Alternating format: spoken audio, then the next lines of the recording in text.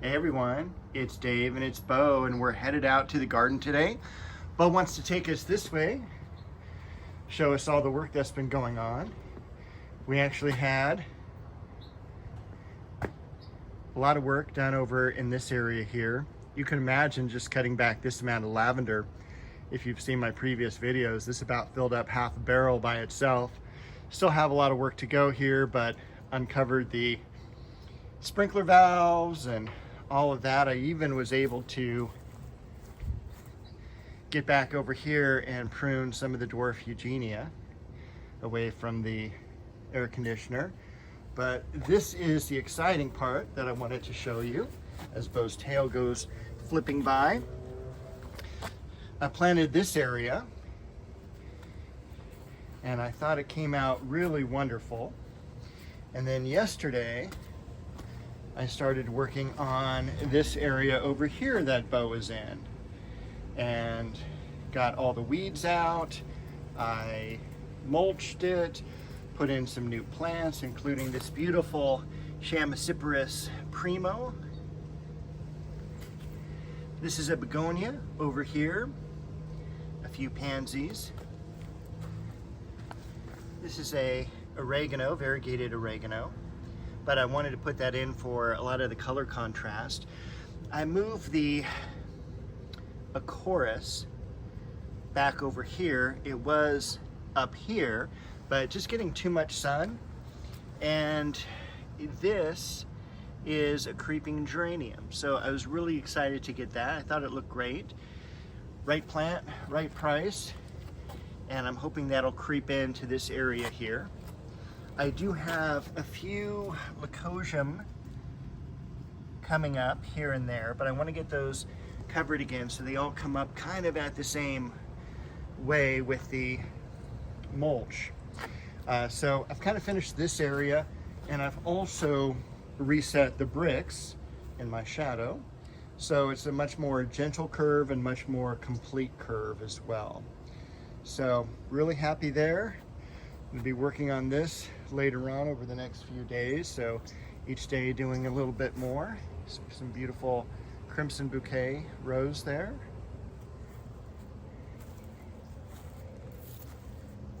A few more blooms on the daylily. Such a beautiful color.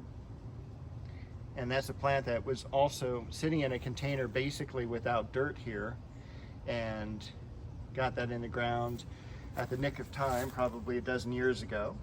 The Carex looking good as always. I'm a little nervous to get to the Boston fern there. It's kind of exploded all over the place.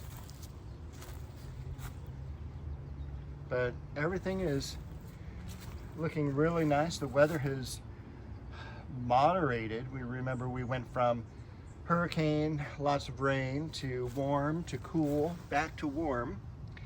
Alstroemeria. Bo, checking out the Alstroemeria.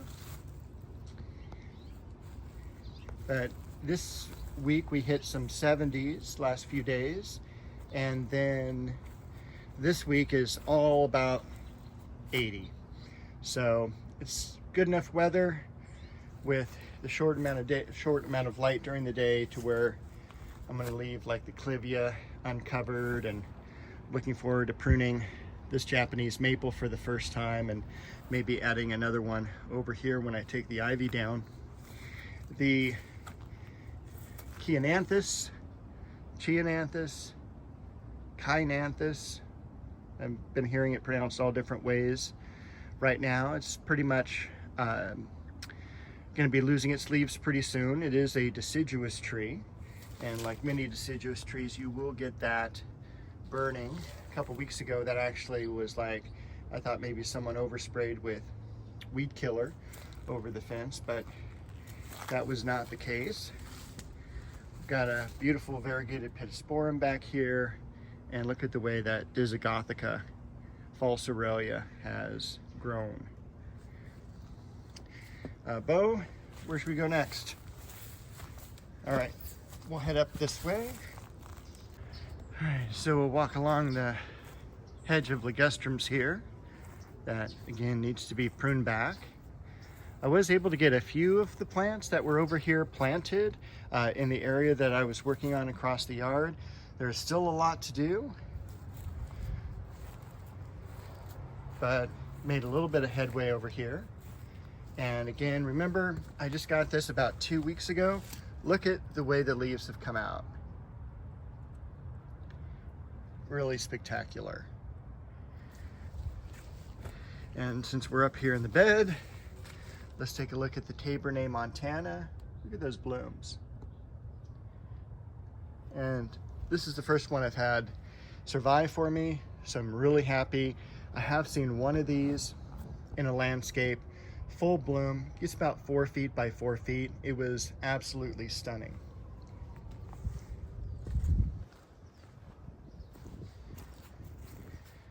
The daylily and dianthus, hemlock, bow,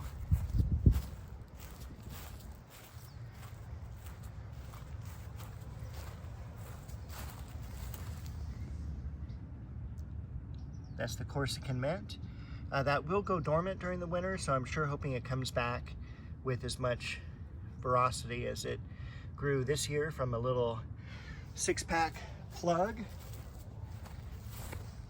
The thyme and dianthus, lone little Shasta daisy back there. Once again, the almond shrub, the aloysia, very faint, sweet fragrance. You have to be right up against the flower to smell it. Sweet pea shrub. Lots of crabgrass. See the berberis back there. Hopefully we'll be uncovering those soon.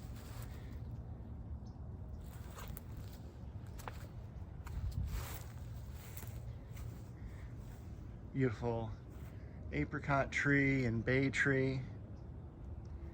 Still so much work to do,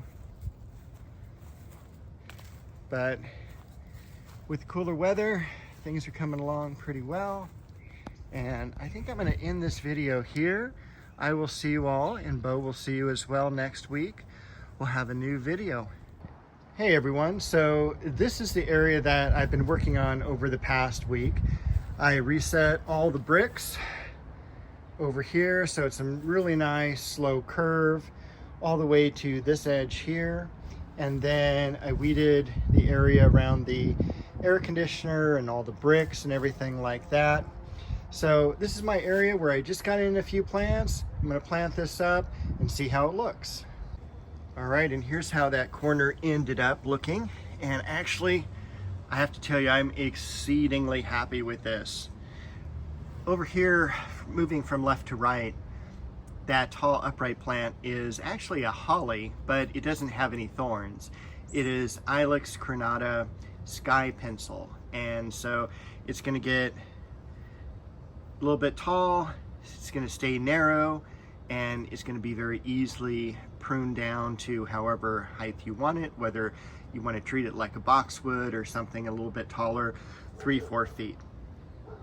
Right underneath the hose spigot is going to be Liriope Silvery Sunproof. It's one of the older, more common varieties of Liriope, but you can't beat how it looks. To the left and to the right are Black Mondo, and this is hard to find, and it's even harder to find at a good price because it is and can be very expensive. Something like that you can pay up to $13, $15 for. You can separate these out. I decided to leave them together because I got them at a pretty cheap price. I think I paid $7, $8 for those. Found them at a mom and pop nursery, M&M Garden Center in Orange, and I couldn't be happier. They actually specialize in miniature plants, and that's the nursery I buy all the dwarf conifers at. Down below for the ground cover, I ended up doing a mix of things. Over here is isotoma, or blue star creeper. And I also did that against the base of the air conditioner unit, because I figured that would fill in really nicely there. I also mulched back in here too, got all the weeds out. Behind, I did some Irish moss, and I got those kind of tucked in here and there. And then the last thing I did was put in a little bit of stone crop sedum. A little bit for the color variation. Also, it's going to be reflected right off of the hot surface. The sun's going to hit that compared to the other parts of this little corner. So it needed to be a little bit hardy, but I also wanted to tie in the fact that I'm planting those here, and I'll be planting them up here, mixing around some of the new plants that I have gotten. So I'm actually going to show you this area here. I did a little bit of planting last night. It's not done yet, but again, kind of a really cool dwarf conifer primo there, Chamaecyparis primo, and look at that beautiful creeping geranium here. So I'm going to show you that when I am finished.